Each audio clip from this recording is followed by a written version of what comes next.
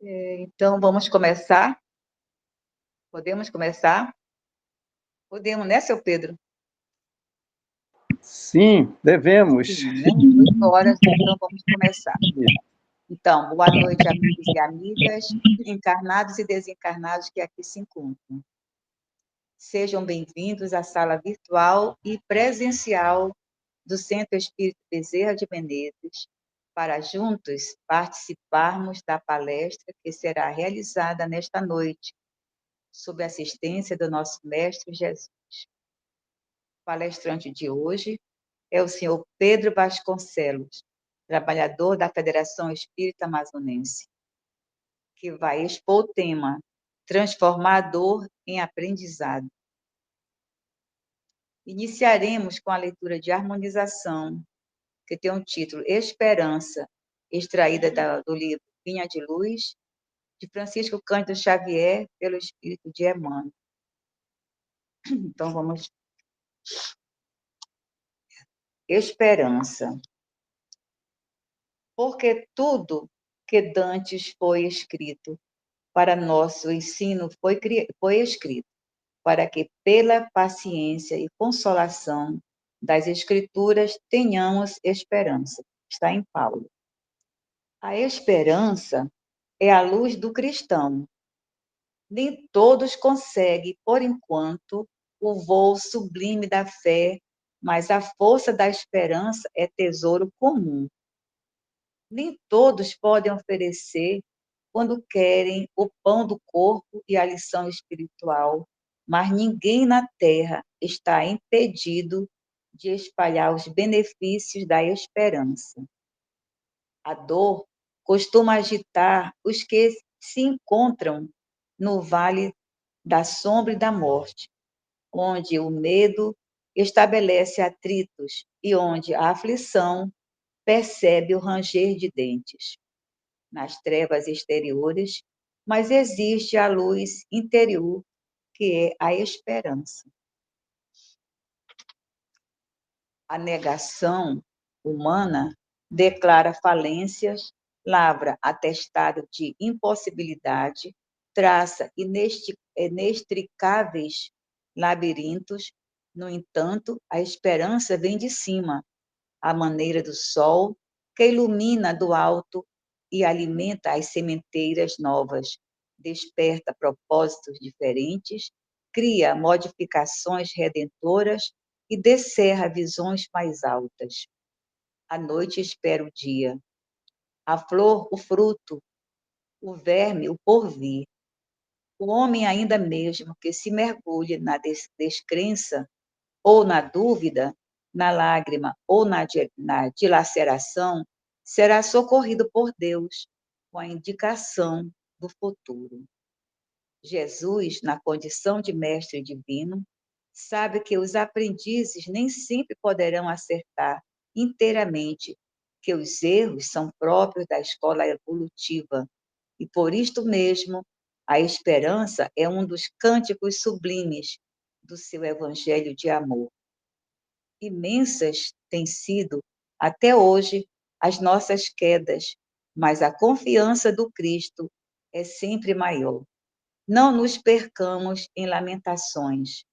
Todo momento é instante de ouvir aquele que pronunciou o vinde a mim. Levantemo-nos e prossigamos convictos de que o Senhor nos ofereceu a luz da esperança, a fim de acendermos em nós mesmos a luz da santificação espiritual. Agora nós vamos fazer a prece inicial. Senhor Jesus, aqui reunidos em teu nome, agradecemos a oportunidade de participarmos das atividades que o Centro Espírita Bezerra de Menezes nos proporciona. Que estejamos com as nossas mentes voltadas para a reflexão e para o aprendizado. Abençoa, Senhor, esta casa, que nos oferece estudos edificantes e orações consoladoras. Ilumina o nosso irmão Pedro Vasconcelos, que vai conduzir a palestra nesta noite. Que tuas bênçãos, Senhor, permaneça conosco. Amém. Agora, seu Pedro, o senhor vai usar da palavra. Boa Fique à noite. vontade. Boa noite a todos, queridíssimos irmãos desta casa querida que nos dá a honra de estar com vocês. De vez em quando, de quando em vez, né? A gente aparece por aqui, ou por aí, né? Por aqui e por aí também. O tema de hoje, que já foi falado, transformar a dor em aprendizado. Ora, tem muitas pessoas que dizem assim, mas vocês são masoquistas, por que vocês consideram a dor como um aprendizado, né? A gente vai vendo que muitas pessoas, e a leitura da abertura foi muito importante, porque ela trouxe para nós recados importantíssimos. Por que a gente se desespera tanto quando chega uma dor, né? E o desespero da dor nos leva realmente a lugares nunca dantes pensado em chegar, desespero de causa, né? Então Seu a gente... Pedro, Oi? só um minuto. Se o senhor puder abrir sua câmera, por favor. Ah, sim, já vou abrir. Ok. Tá ok? Ok, tranquilo. Obrigada. Então vamos continuar, né? Então vejam, quando o desespero toma conta da gente, quando a gente está com a dor, seja ela qual for, né? Porque dor é dor, né? Não tem essa coisa não, dor é dor. Já estivemos com muitos momentos de uma dor chegar e a gente ficar em desespero de causa. Mas hoje nós aprendemos as lições e ela nos traz o conforto, a serenidade para que a gente possa conversar com aquela dor. Olha só, né? Aí as pessoas dizem que realmente a gente está fora da realidade. Não, porque a dor, como diz aqui a lição, é profundamente tratada pela doutrina espírita que vê na dor não um castigo, mas um instrumento divino de aperfeiçoamento e libertação. Isso é que nós temos que colocar em evidência nas nossas vidas. A dor não é castigo nenhum. Mas quando alguém recebe uma dor, uma doença, seja ela qual for, a gente começa a fazer conjecturas, começa a dizer, mas meu Deus, logo eu. Já conheci vários corações que já chegaram para mim a dizer, mas, seu Pedro, como é que pode acontecer comigo? Acontece comigo e eu estou vendo pessoas que não estão fazendo coisíssima nenhuma do que eu faço as coisas boas da vida, e fico com essa doença, e fico com isso, e fico com aquilo. Todos esses resmungos, vou falar essa palavra resmungo aqui, mas é exatamente isso que a dor quer, que a doença quer, que a gente comece a fazer conjecturas para ela se alastrar em nós, né? Então a gente precisa ter muito cuidado quando recebemos a interferência na nossa vida de uma dor, né? Então, Allan Kardec, no Livro dos Espíritos, na questão 614, ele fala para nós o seguinte: esta é a lei natural de Deus. O que se deve entender por lei natural? A lei natural é a lei de Deus, é a única verdadeira para a felicidade do homem. Indica-lhe o que deve fazer ou deixar de fazer. Ele só é infeliz quando dela se afasta. Então, vejam, nesse momento aqui, ele está dizendo para nós, está falando a respeito de todos os assuntos que nós temos que ver, nós temos que buscar, nós temos que aprender. Por exemplo, ele diz assim, que a lei de Deus é única e verdadeira para a felicidade do homem. Indica-lhe que deve fazer desculpa, ou o que deixa de fazer. Então, vejam, ele só é infeliz quando dela se afasta. Como é que nós nos afastamos na hora da dor, né? Nós nos afastamos porque começamos a fazer conjecturas. Aí, muitas vezes, a gente diz, mas logo eu que sou uma pessoa tão boa e bom só é Deus, mas eu estou passando por isso, meu Deus, por que que vem isso para mim? A gente questiona Deus, por quê? Né? Então, quando a gente questiona Deus, nós estamos infringindo as leis naturais dele, as leis naturais de Deus. Quer dizer, em vez de aliviar, a gente acaba fazendo mais coisas assim, para que a dor seja mais, ou altere a sua condição de chegar até nós, né? Então, vejam, eu só vou ser feliz quando eu estiver caminhando dentro das leis divinas. E continua Kardec no Livro dos Espíritos, na questão 931, por que são mais numerosas na sociedade as classes sofredoras do que as felizes? E a resposta dos Espíritos diz o seguinte, pensemos um pouco. Primeiro, nenhuma classe social é perfeitamente feliz. Muitas vezes, a felicidade aparente esconde aflições dolorosas. Assim é correto o entendimento de que o sofrimento está por toda parte. Quer dizer, ninguém se livra deles, porque esses são problemas nossos, é de cada um.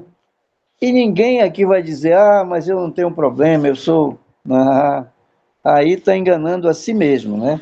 Porque o sofrimento está por toda parte. Afinal de contas, nós estamos num mundo de expiações e de provas. Olha só o nosso mundo. Passando agora para uma parte mais saudável. Mas será que nós já estamos preparados para tal? Então, a regeneração está aí batendo a porta, o vento está soprando para todos nós. Mas será que nós já estamos realmente, todos nós, né? E segundo, quando observamos, percebemos que as classes sofredoras são mais numerosas por ser a terra lugar de expiação. Quer dizer, como é que nós gostaríamos de estar? Aí tem muita gente que diz, seu Pedro, quando Jesus chegar aqui, ele vai resolver tudo isso para nós. Não, não é assim que funciona. O que vai funcionar é exatamente quando todos nós que estamos com as ferramentas reais nas nossas mãos, cada um tem um dever a cumprir aqui. Então, se cada um tem um dever a cumprir, olha só, eu cumprindo o meu, e todos que estão ao meu redor cumprir com seus deveres, ali já funcionou o que Deus quer de todos nós. Caminharmos na direção do bem, na direção do amor, para que todos os nossos esforços aqui sejam realmente aclarados por nós mesmos. Então, o trabalho é de cada um. Não é dizer assim, eu vou ficar aqui na escola do fulano, do ciclano, do beltrano. Não, não existe isso. É para todos nós. Então, ele fala para nós que quando a terra for morada do bem e de espíritos bons, o homem deixará de ser infeliz e a terra será um paraíso. O que será que nós estamos fazendo para que cheguemos a esse ponto de transformar a terra? Porque aqui a transformação de tudo isso está sob a nossa responsabilidade, a responsabilidade de cada um de nós. Cada um de nós tem seus deveres a cumprir. Então, nós vamos transformar tudo isso. Nós vamos transformar, como diz aqui, a terra em um paraíso. Quer dizer, isso, repito, é de nossa inteira responsabilidade. Deus não pode querer o sofrimento, mas quer que ele sirva de lição. Então, quando chega para nós e nós questionamos, por que que Deus manda isso para mim? Quer dizer, aí eu já estou começando a questionar Deus diretamente. Por quê? Por que que o Senhor faz isso comigo? Não, a gente tem que dizer, para que isso está vindo para mim? E o porquê fica para outro departamento, que não é o nosso, né? Agora, quando chega essa dor de, meu Deus, por que que essa dor está chegando para mim? Aí a resposta vem depois, né? Então, Deus não pode querer o sofrimento, mas quer que ele sirva de lição para todos nós, né? Kardec mostra que a dor é uma consequência educativa, jamais punitiva. Ela atua como médica da alma, despertando a consciência e estimulando o ser a buscar o bem. Olha só, né? Então vejam, todos nós, com as nossas prerrogativas que Deus nos dá, coloca nas nossas mãos, tanta coisa boa que Ele coloca para nós, agora, colocou também o livre-arbítrio, né? Você arbitra a sua vida. Você tem momentos que está bem, tem momentos que não está, nos momentos que não está, e nós estamos naquela sequência que fala aqui. O Kardec fala para nós. Mostra que a dor é uma consequência educativa, jamais punitiva. Ela atua como médica da alma, despertando a consciência e estimulando o ser a buscar o bem. Então vejam, tudo isso são as prerrogativas nossas que Deus nos dá, coloca em nossas mãos, para que a gente possa transformar a nossa terra, esse bendito lugar que Ele nos deu, que é pequeno, mas é belíssimo, que Ele nos deu para que a gente pudesse passar ou buscar o caminho que nos leve às conquistas reais da vida. Nós aqui na Terra, por exemplo, nós ainda estamos buscando. Às vezes eu fico a pensar, como é que eu estou conduzindo a minha própria vida? Como é que eu estou me portando diante das coisas reais da minha própria vida? Porque vejam, o que falta para nós? Ainda falta a busca do autoconhecimento, para que a gente possa começar a entender melhor os trâmites da nossa própria vida.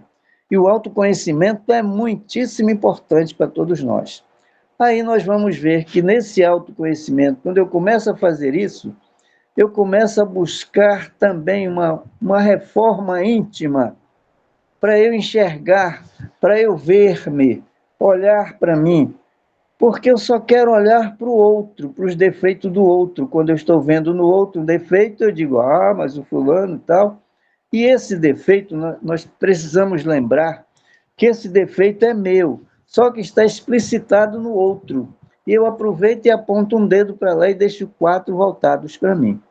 Então vejam, todos esses pequenos detalhes que nós temos na nossa própria vida é exatamente para nós vermos como é que nós estamos conduzindo a nossa vida.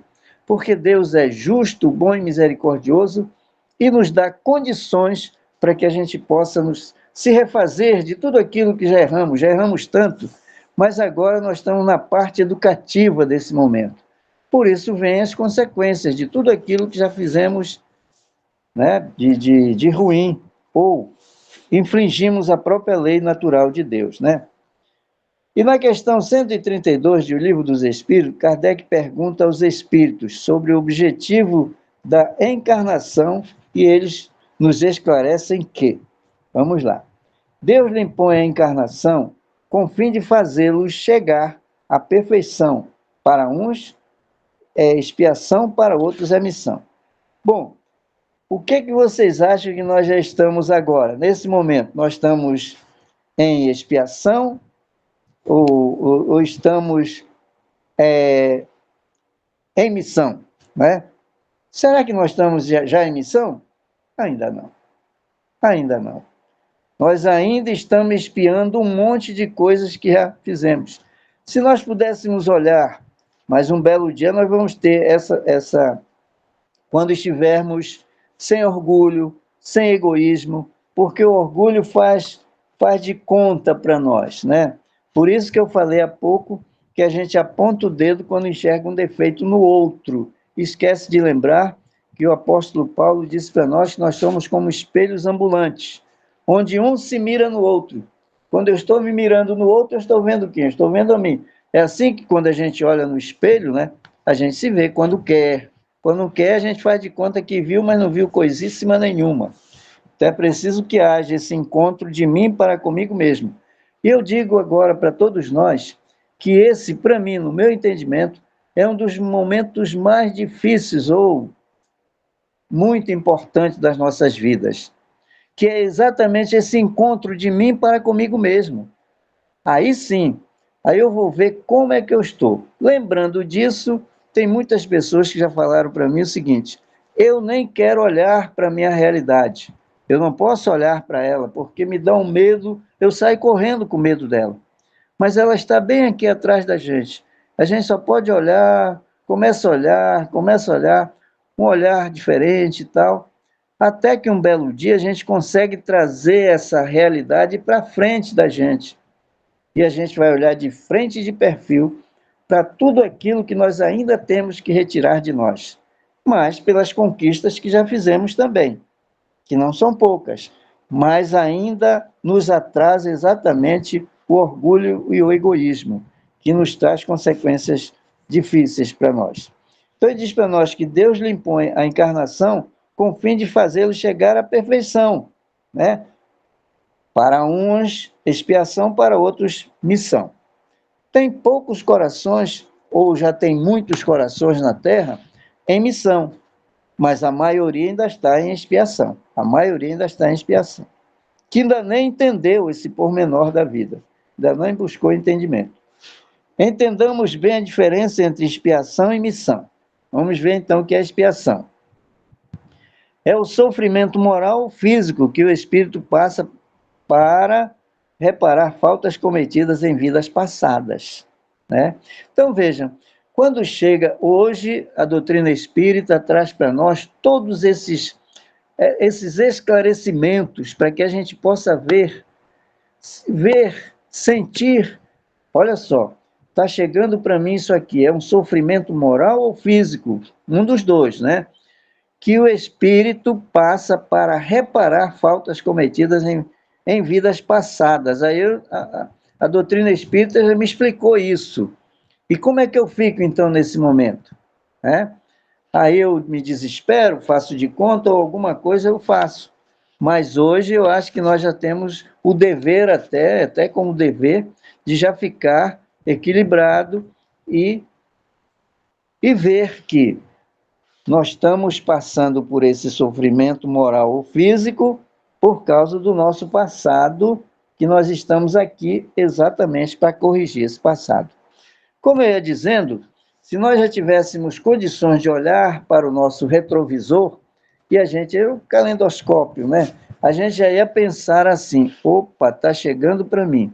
Então, eu vou acalmar o meu coração, vou acerenar o meu corpo físico e vou... Isso é uma conquista que nós ainda estamos arranhando nela, talvez arranhando um pouquinho, que é a resignação. Esse ponto fundamental para que a gente possa receber tudo isso com resignação. Mas a resignação não impede da gente buscar os facultativos que estão aqui para nos atender, que são os médicos, né, especialidade ou especialistas em uma coisa ou em outra, para que a gente possa chegar a um ponto de equilíbrio, né? Então, isso tudo depende de nós, depende de como estão as virtudes que eu preciso conquistá-las, né? Então, ele diz que a expiação, repetindo, a expiação é o sofrimento moral ou físico que o espírito passa para reparar faltas cometidas em vidas passadas. É um processo educativo, parte da lei de causa e efeito, onde o espírito escolhe ou aceita desafios para se purificar, evoluir e se reequilibrar perante as leis morais. Então vejam, olha como Deus é justo, bom e misericordioso com todos os seus filhos. Ele nos ama, né? Então ele dá para nós todas essas possibilidades de nós chegarmos a um acordo de felicidade, que é essa busca incessante por todos nós. Por exemplo, aqui no mundo material, nós estamos com 2 deveres a cumprir. Um deles é saber que nós estamos no mundo material e a responsabilidade que é nossa de trabalhar, constituir família, enfim, fazer todas as coisas. Deus não é contra nada disso, ter um bom lar, ter uma boa moradia, fazer as coisas acontecerem de maneira correta, né? Aí sem reclamações, trabalhar e buscar realmente o que está a chegar para nós, né? Então, veja, nesse processo educativo, que é parte da lei de causa e efeito, e isso a doutrina espírita explica muito bem para todos nós, e os espíritas já têm que acalmar o seu coração e ficar atentos para tudo isso, porque eu tenho visto muitos corações reclamando e reclamando muito mesmo, e são espíritas. Quando a gente recebe uma pessoa que está vindo para a doutrina espírita, que ela faz um diálogo fraterno, e aí a gente vai vendo e tal, a gente vê que muitos ainda estão revoltados com tudo que lhe acontece com relação à dor, ao sofrimento, essas coisas todas que são os desafios para se purificar, evoluir e se reequilibrar perante as leis morais, né? Ao contrário da visão de um castigo divino, né? A expiação tem um caráter didático e de reparação. Quer dizer, tudo isso é a providência divina colocando para todos nós, para que a gente possa realmente fazer o melhor. E o melhor é eu ter resignação e buscar realmente ser mais cordato com tudo isso que está acontecendo comigo. Missão, vamos para a missão agora.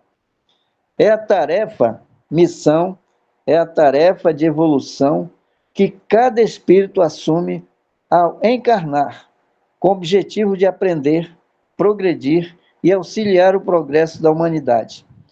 É um propósito pessoal, que pode ser simples ou complexo, como cultivar a terra, ensinar, governar ou cuidar da família. Todos esses são deveres nossos, né? Que aqui nós temos. Nós estamos encarnados na parte material de toda essa convivência que nós vamos ter. E a responsabilidade é de cada um de nós, embora não seja ainda uma missão para nós, mas tem muitos corações já buscando ou trabalhando nessa direção do missionário aqui. Tem muitos corações. Mas eu repito que a metade ou mais da metade ainda está em expiação, né? Então veja, pessoal, o propósito é um propósito pessoal, ou seja, eu não posso delegar a responsabilidade que é minha para outrem, mas de vez em quando eu faço isso.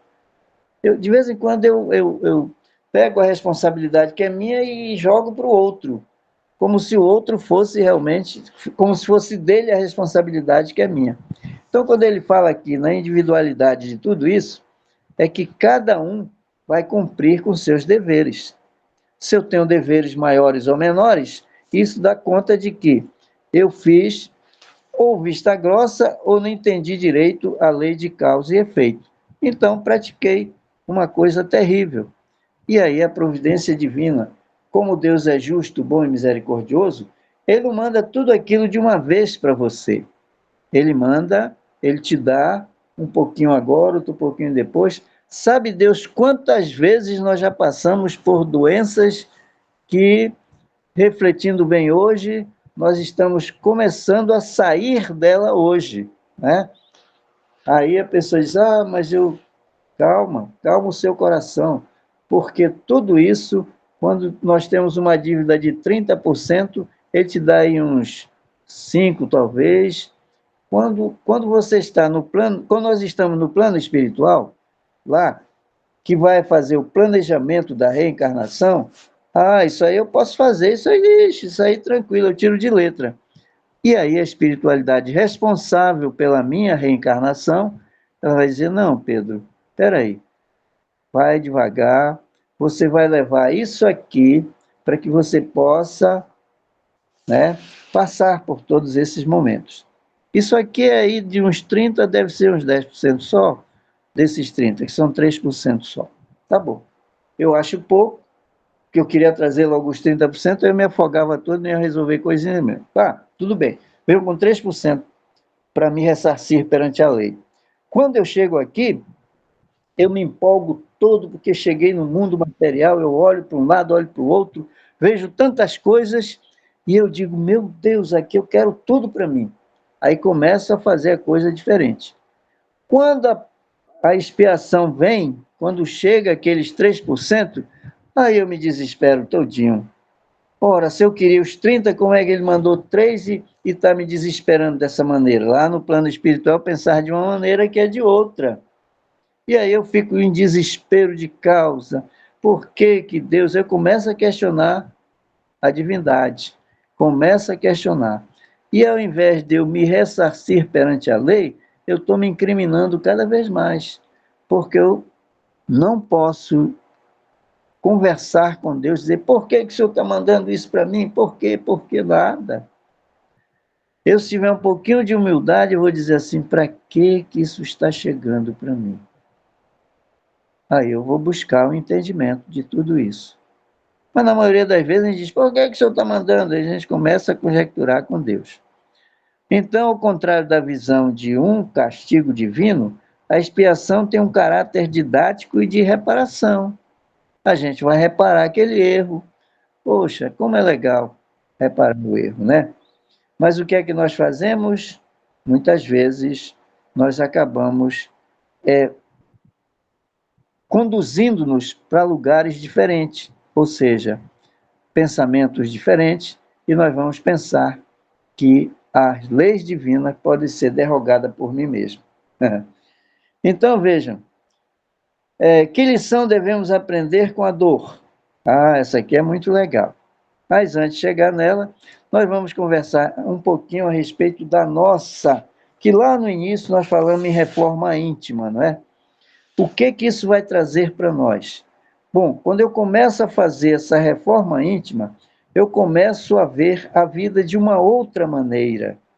Eu começo a enxergar os prós e os contras. Se chega um contra, né? Se não é um pró, é um contra, aí eu entendo que isso vem para que eu possa me ressarcir perante a lei. Porque, vejam, muitas vezes a gente pensa, poxa, mas eu sou uma pessoa tão boa, que bom só é Deus, eu sou tão boa, e como é que pode chegar tudo isso para mim, nesse momento em que eu estou feliz da minha vida, não sei o quê, porque eu estou com um carro novo, que eu estou com uma casa nova? Nada contra, de jeito nenhum, só estou dando como exemplo aqui. E a felicidade não é essa coisa aí toda. É evidente que a gente fica muito alegre quando faz algumas conquistas materiais, isso é natural, né? Agora, dizer que aquilo é felicidade, ainda não, né? Felicidade ainda não é. Então, vejam, com a reforma íntima, a gente vai batalhar para que a gente possa ir buscando entendimento sobre a nossa própria vida. E aí nós vamos vendo o que é bom e o que não é bom para nós naqueles momentos. Já passamos por tudo isso, já passamos por momentos de desequilíbrio, né? Desequilíbrio mesmo. Porque, meu Deus, como é que pode um negócio desse? Eu estava tão bem, agora não estou mais. Aquilo que eu estava... Ah, mas Deus sabe o que é bom para todos nós. Hoje, graças a Deus, nós estamos com outros pensamentos com relação a todas as coisas que nós temos que fazer, para chegarmos a um entendimento com nós mesmos. Não é entendimento com outro, ainda é o entendimento comigo mesmo, para que eu possa entender melhor o que Deus, qual é o propósito de Deus para comigo. E a gente sabe, né? Então, que lição devemos aprender com a dor? Vamos lá, vamos continuar. Quando aceitamos a dor com resignação, já falamos a respeito disso, e entendimento, ela se converte em aprendizado. Quando nos revoltamos, ela apenas retarda o progresso. Quer dizer, qual o motivo melhor para nós aprendermos com a dor? É a resignação. Se nós já sabemos, se nós somos espíritas e já passamos, essas lições já passaram por nós, e nós ainda estamos fazendo conjecturas, então nós não aprendemos a lição ainda. Temos que voltar para começar tudo de novo, e aí vamos começando o entendimento mais acurado das nossas vidas, para que a gente possa entender que quando aceitamos a dor com resignação e entendimento, ela se converte em aprendizado. Então, aqui é o motivo maior da nossa transformar a dor em aprendizado. É resignação. Mas a resignação não significa dizer que eu não tenho mais que procurar coisíssima nenhuma. Quando a dor chega, quando chega uma doença, sim, eu tenho que procurar os facultativos, tenho que ir ao médico, tenho que buscar todos os requisitos necessários para que eu possa passar com aquela dor, que ela possa avizinhar-se daquele momento tão importante que é ela ir-se embora, deixando comigo apenas o aprendizado que é necessário para todos nós. Então vejam, quando nós nos resignamos com aquela dor, ela se converte em aprendizado. Quando nos revoltamos, ela apenas retarda o progresso. Nem é tanto assim, né? Ela apenas retarda o progresso uma outra oportunidade. E quando ela chega, lá nós estamos de novo passando pelaqueles mesmos momentos que passamos no ontem da vida, né? Continuando a nossa lição de hoje, nós vamos para o Evangelho segundo o Espiritismo, no capítulo 5, Bem-aventurados aflitos. Mas eu gostaria de compartilhar com vocês, ou com todos nós, desculpem, uma lição que me foi dada do livro Jesus no Lar. Esta lição, que é a 31, para que quem tem o livro Jesus no Lar, quando chegar em casa, já vai dar uma olhada para que possa entender melhor o que nós vamos falar aqui.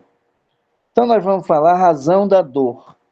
Achei muito importante, interessante esse momento, que nós vamos passar para o Evangelho segundo o Espiritismo e vamos para o capítulo 5, Bem-aventurados aflitos. A razão da dor. Raquel, antiga servidora da residência de Cusa, Joana de Cusa, ergueu a voz para indagar do mestre por que motivo a dor se convertia em aflição nos caminhos do mundo? E continuou dizendo, não era o homem criação de Deus? Não dispõe a criatura de abençoado concurso dos anjos? Não vela o céu sobre os destinos da humanidade? E Jesus estava ouvindo, que ele estava em Cafarnaum, na casa de Pedro, e ele se reunia todas as noites. As pessoas iam para lá. E Jesus fitou a interlocutora a olhar firme e considerou. Vamos ouvir as considerações do Cristo. A razão da dor humana procede da proteção divina. Os povos são famílias de Deus que, à maneira de grandes rebanhos, são chamados ao aprisco do alto. A terra é o caminho, a luta que ensina, edifica, é a marcha. O sofrimento é sempre o aguilhão que desperta as ovelhas distraídas à margem da senda verdadeira. Eu achei interessante essa resposta aqui, que é a resposta do Divino Mestre Jesus, que ele nos dá uma ênfase muito grande a respeito da dor e como é que ela se contrai, ou como é que ela... né? Então, veja, ele diz que a razão da dor humana procede da proteção divina. Achei isso muito importante, porque muitas vezes nós estamos assim, à deriva, não estamos querendo fazer coisíssima nenhuma, e isso é uma prerrogativa do livre-arbítrio nosso. Mas isso, depois eu vou ver, poxa, mas eu usei o livre-arbítrio e agora? E agora você vai concentrar-se, dizer assim, não, mas eu usei o livre-arbítrio numa hora que não era para ser usado, então agora a responsabilidade é minha. Então o que ele diz para nós?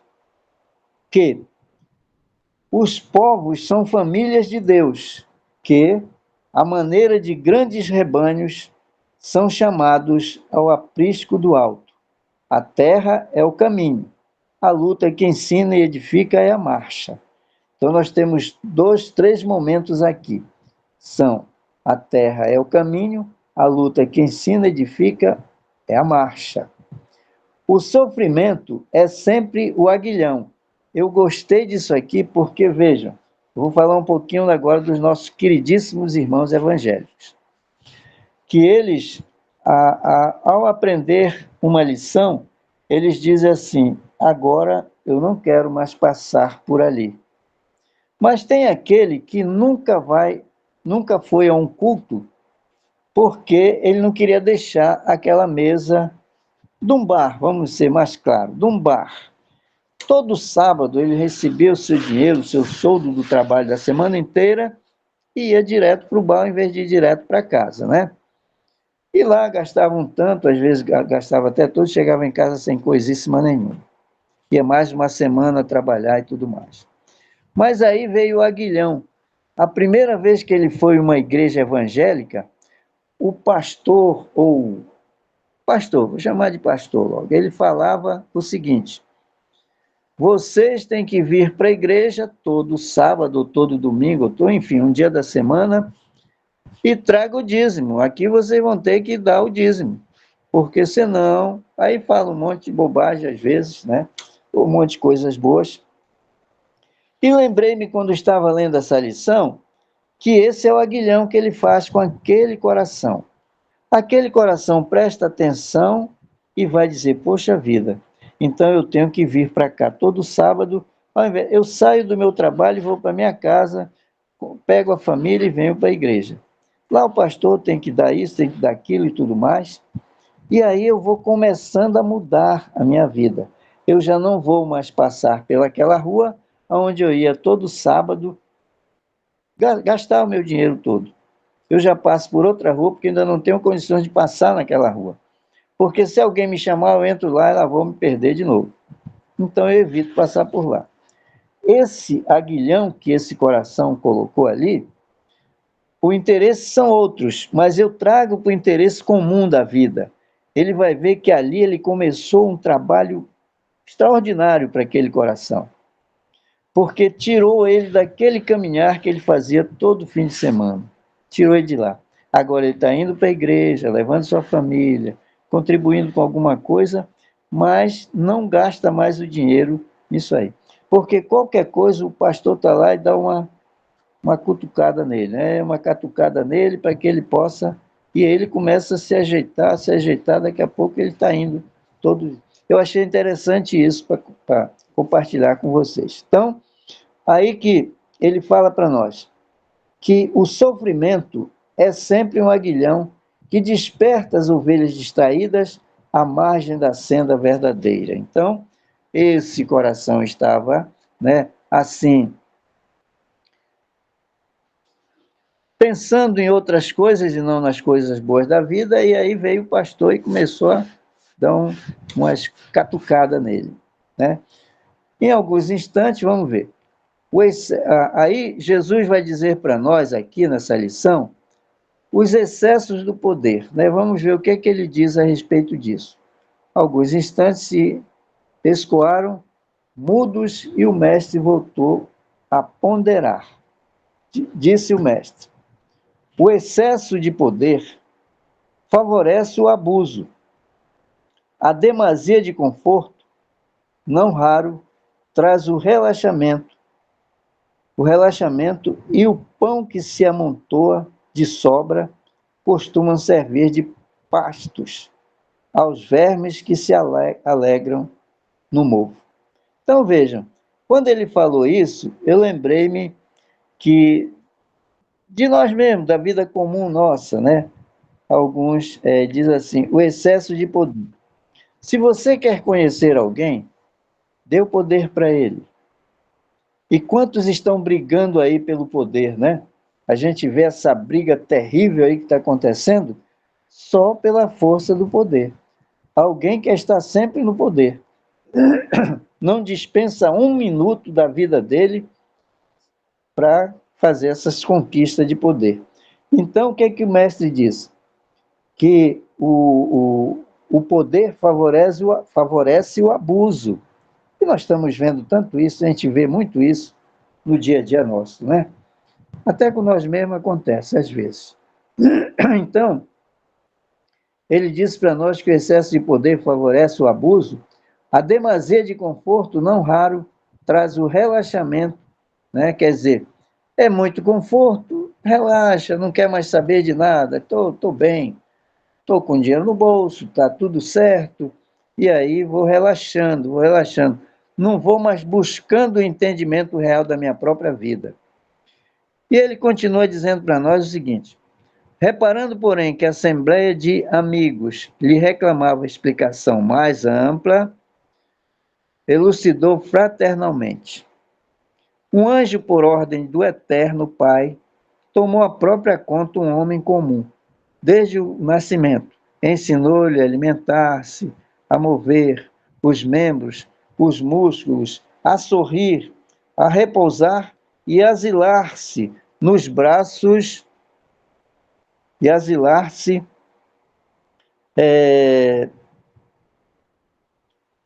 maternos, nos braços maternos.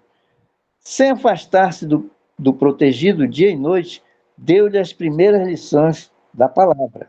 E, em seguida, orientou-lhe os impulsos novos, favorecendo-lhe o ensejo de aprender a raciocinar, a ler, a escrever e a contar. Afastava-o a hora de influências perniciosas ou mortíferas, de espíritos infelizes, que o arrebatariam por certo, para o sorvedouro da morte, soprando-lhe ao pensamento, através de 1000 modos de socorro imperceptível, garantia-lhe a saúde e o equilíbrio do corpo. Dava-lhe medicamentos, tal. Tudo isso ele fez com esse coração. O homem, todavia, que nunca se lembrara de agradecer as bênçãos que o cercavam, fez-se orgulhoso e cruel diante dos interesses alheios. Quer dizer, mudou completamente. Aquilo que ele estava querendo mudou completamente, né? Então ele diz assim: fez-se orgulhoso, cruel, diante de interesses alheios. Ele, que retinha tamanhas graças do céu, jamais se animou a estendê-las graças, a estendê-las na terra, e passou simplesmente a humilhar os outros com a glória de que fora revestido por seu devotado e invisível benfeitor. Quando experimentou o primeiro desgosto que ele mesmo provocou, menosprezando a lei de amor universal, que determina a fraternidade e o respeito aos semelhantes, gesticulou revoltado contra o céu, acusando o Supremo Senhor de injusto, indiferente. Aflito, o anjo guardião procurava levantar-lhe o ideal de bondade quando um anjo maior se aproximou dele e ordenou que o primeiro dissabor do tutelado, endurecido por excesso de regalias, se convertesse em aflição. Quer dizer, o que ele buscou aí? Isso traz de exemplo para nós muita coisa. O que ele buscou aí? Buscou as doenças, buscou todas as coisas ruins para perto dele, e aí, quer dizer, fixou-se nele uma coisa terrível, e que ele esqueceu de todos os afetos que ele recebera.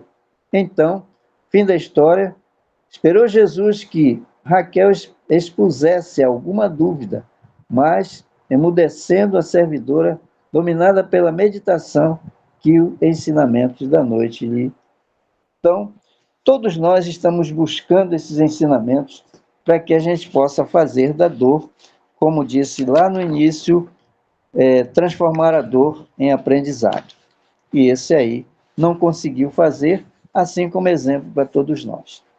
Vamos entrar agora na parte final da nossa tarefa de hoje, nós estamos já 20h49, nós vamos encerrar, mas não agora. Vamos lá, tem umas colocações aqui a fazer, que nós entramos agora no capítulo 5, Bem-aventurados os aflitos.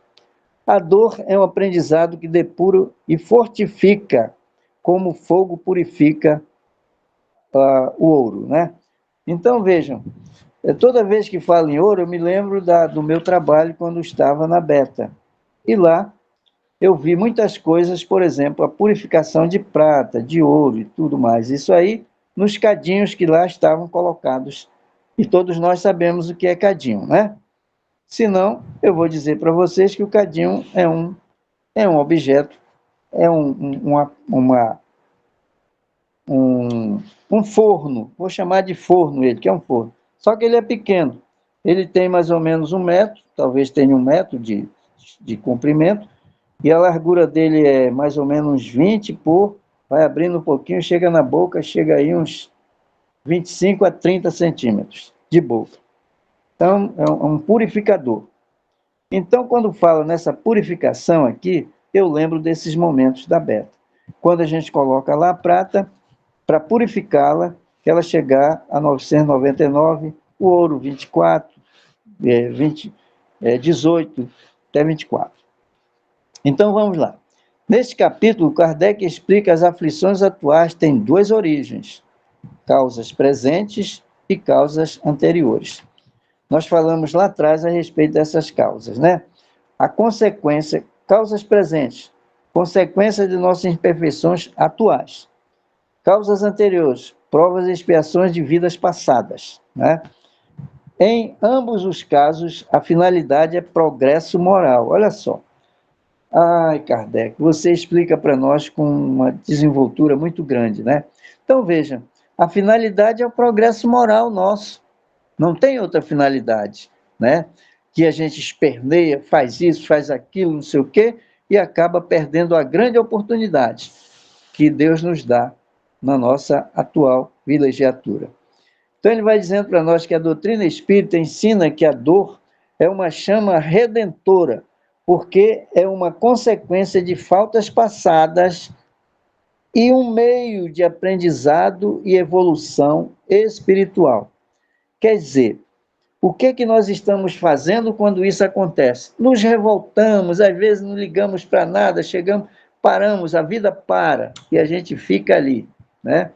Perdemos a grande oportunidade que a doutrina espírita ensina que a dor é uma chama redentora, porque é uma consequência de faltas passadas e um meio de aprendizado e evolução espiritual. Vamos gravar bem isso. A dor não é um castigo, mas uma oportunidade de resgate e aprendizado para o espírito, que o leva a se purificar e a evitar futuras faltas. Olha só, isso é que é importante para nós, né? A gente buscar fazer isso, acomodar tudo isso e evitar futuras faltas. Quer dizer, passando pelaquela falta, nós vamos evitar agora. Opa, ela já trouxe muitas dores para mim. Por que eu vou voltar? Lembrei-me agora do quando eu fiz um comparativo de mim mesmo, né? E fiz uma reflexão, chamar de reflexão, mas fiz um comparativo assim. Eu era muito chegado à bebida, né? Então, o que é que acontece? Eu disse assim, um dia eu parei e disse para mim, agora eu vou fazer um comparativo aqui. O que é que a bebida trouxe para mim de resultados positivos? Eu posso contar de 1 a 10, de 1 a 5, de 1 a 50, vários motivos, mas fiquei com os mais assim, que eu fiquei mais acentuados, né? Ela traz prejuízos financeiros, prejuízos familiares, prejuízos morais, e vai embora. E haja prejuízos. E eu fiquei olhando para mim assim, eu digo, mas Pedro, como é que você ficou esse tempo todo só buscando esses prejuízos? Prejuízos da saúde física, que até hoje as coisas ainda não estão bem equilibradas, e eu quero crer que dessa vilegiatura, o que eu já consegui purificar em mim, já é o suficiente para essa vilegiatura, acredito eu. Posso continuar fazendo essa busca incessante do equilíbrio real do meu corpo físico, que passamos por muitos desafios agora, né? Então, ele diz para nós que a dor não é um castigo, mas uma oportunidade de resgate e aprendizado para o espírito, que o leva a se purificar e evitar futuras faltas. Olha só, que legal, né? A gente já passou por tudo isso e agora voltar para isso de novo? Não, vamos evitar. O sofrimento, especialmente quando bem vivido e compreendido, pode transformar e aperfeiçoar o indivíduo. Então, veja, sofrimento, especialmente quando bem vivido e compreendido, pode transformar e aperfeiçoar o indivíduo. E isso realmente é que a doutrina espírita nos ensina e nós queremos fazer exatamente isso aqui. O sofrimento nos ensina o valor de determinadas ações ou atitudes, como a dor física, que nos mostra que o fogo é perigoso. Falando em fogo, eu lembro sempre da minha infância, né? Éramos 4 naquele momento, os 4 primeiros que chegaram na família. Eu e mais 3 irmãos. Papai fazia umas mesinhas para nós lá no interior, pegava aquelas madeiras lá né? Fazia aquela coisinha lá, fazia uns banquinhos ao redor. E aí uma noite ele chegou e colocou uma lamparina no meio da mesa. E falou para nós, olha, estou colocando essa lamparina que a mamãe vai já trazer a janta de vocês, para vocês enxergarem direito. Tá, agora, só um aviso para vocês, ninguém enfia o dedo na lamparina, porque senão vai queimar. Tá? Quando ele virou de costas, acho que foi até eu que fui lá e me enfiei o dedo na lamparina. Quer dizer, foi só aquele grito, né? Ele disse, eu não falei para vocês que ninguém era para enfiar o dedo aí, porque ia queimar? Estava com o dedo queimado. E o que Deus faz conosco? Exatamente isso. Ele nos dá o exercício, ele nos dá aquelas prerrogativas todas e a gente vai, não acredito nisso. A gente vai lá e vê se é verdade mesmo, né? E aí a gente acaba se queimando. Então, por isso que eu digo que o fogo é perigoso. Essa experiência se interioriza, levando-nos a um aprendizado moral para evitar repetir os erros. E lembro-me, eu tinha aqui uns 4, 5 anos, talvez, por aí. E lembro-me até hoje desse fato que aconteceu. Quer dizer, eu ainda vou lá, enfiar o dedo não, agora não vou mais fazer isso. E assim, a gente deve proceder por todos os momentos das nossas vidas. Eu estou me atrasando um pouco, é só uns 3 minutos mais, tá?